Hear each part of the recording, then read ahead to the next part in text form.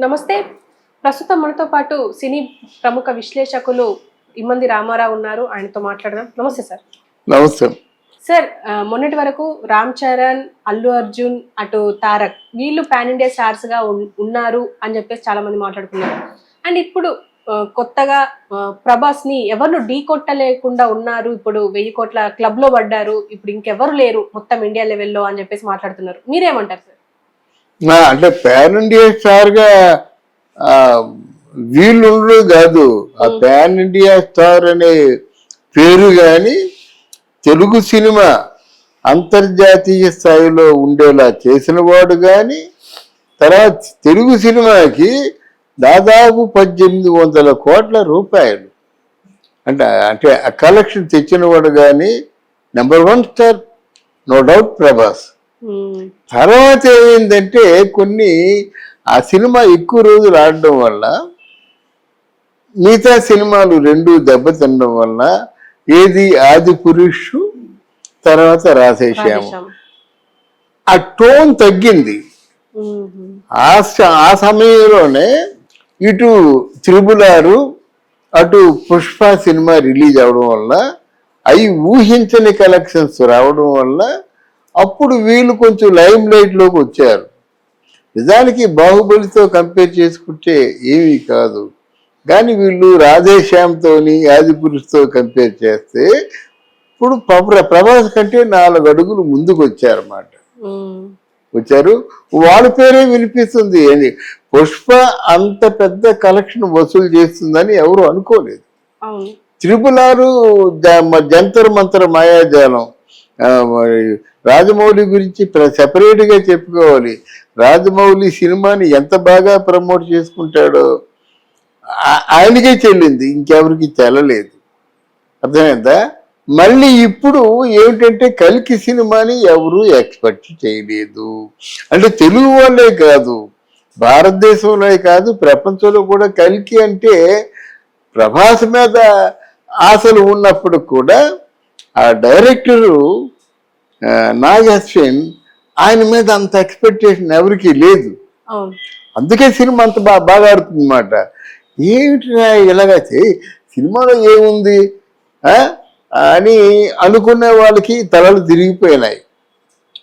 నాగ్ అశ్విన్ మనస వాచ కర్మణ మొత్తం కంప్లీట్గా మైండ్ పెట్టేసి సినిమా చేశాడు.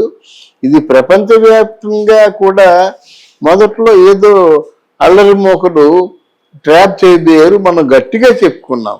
అసలు మన వాళ్ళు వేసుకోవాలన్నమాట. మనం మొదటి రోజే ఈ వారంలో 500 కోట్లు, వచ్చే వారానికి 1000 కోట్లు అని చెప్పుకున్నాం. అదే జరిగింది. మనం చెప్పుకుంది. రెండో రోజు నువ్వే ఉన్నావు అనుకుంటాను. ఇప్పుడు ప్రతి వారు కూడా ప్రభాస్ తాలూకు ఆ మేనియాలో పడిపోయారు.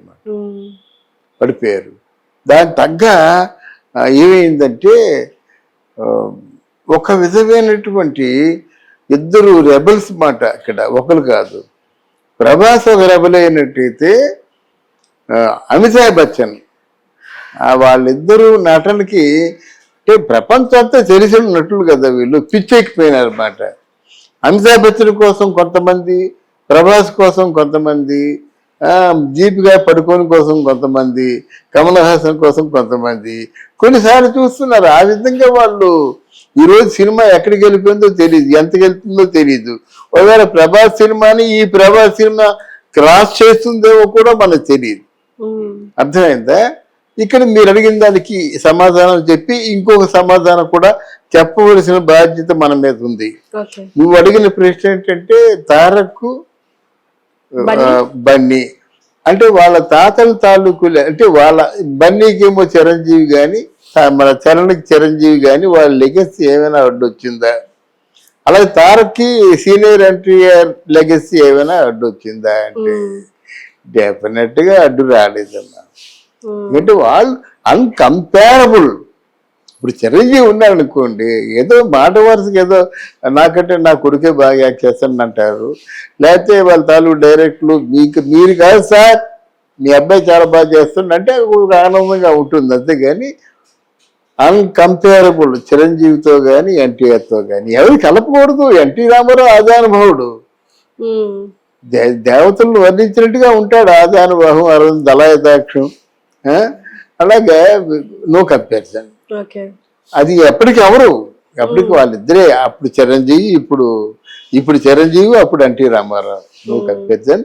ఒకవేళ పౌరాణిక పాత్రలో ఉంటే మొత్తం పోతారన్నమాట. ఆయన రాముడైనా, కృష్ణుడైనా, రావణుడైనా, దుర్యోధనుడైనా ఏమైనా ఒప్పించాడు, మెప్పించాడు. ప్రపంచంలో అలాంటి ఆర్టిస్టు ఉండరు. అలాగే మోడర్న్ ఏజ్కి సంబంధించి చిరంజీవి అన్ని రకాలుగా పాత్రలు చేశాడు. ఇంకో ప్రధానమైనది ఏంటంటే, ఎవరో స్వామీజీ వీళ్ళు సిద్ధాంతులు ఉంటారు కదా, వాళ్ళ సినిమాల గురించి ఎందుకంటే, that is cinema is pure fiction with reality to make believe. Cinema is nothing but to make believe. నమ్మసక్యంగా ఉండాలి సినిమా అన్నది. వాళ్ళు నమ్మారు కాబట్టి ఇన్ని వేల కోట్లు వస్తున్నాయి. నువ్వెవరికి అది కరెక్ట్ కాదు. దానికి దీనికి పోలికలు లేవు. అర్జునుడికి దీనికి క్యారెక్టర్ పోలికలు లేవు. కర్ణుడికి దీనికి పోలికలు లేవు. ఎందుకయ్యా నువ్వు? నిన్నేమైనా పురాతన గ్రంథాన్ని తిరగరాస్తున్నామని ముందు రాసుకున్నాడు ఆయన. ఆయన తెలివితేటల కొద్దీ కథ అల్లుకున్నాడండి. ముత్యాల ముగ్గు ఉంది. అది రామాయణాన్ని యాజ్ తీశారు బాబు గారు, శంకరాచార్య ఎవరైనా. రామాయణం భార్య భర్త అనుమానం రావడం, పంపించేయడం, ఇద్దరు పిల్లలు పుట్టడం. అప్పటికంటే ఇద్దరు పిల్లల్ని అనాథలు కాకుండా హనుమంతుడు వచ్చి అలాగా కాపాడుతూ ఉంటాడు. రామాయణమే కదా. అదేంటి రామాయణం లేదు కదా, దీంట్లో ఎలాగుంది కదా అంటే, నీకెందుకయ్యా? సినిమాలో చూడు. సినిమాలో బొక్కలు ఎదుగుతావేంటి? శాస్త్రాల్లో బొక్కలు ఎన్నో ఉన్నాయి. సినిమాకి ఎందుకు వస్తావు నువ్వు? పవన్ కళ్యాణ్కి ఏమో సిరి చక్రం వేసుకున్నాడు. నీకెందుకు దండగా? ఎవరి నమ్మకం వాళ్ళకి. మరి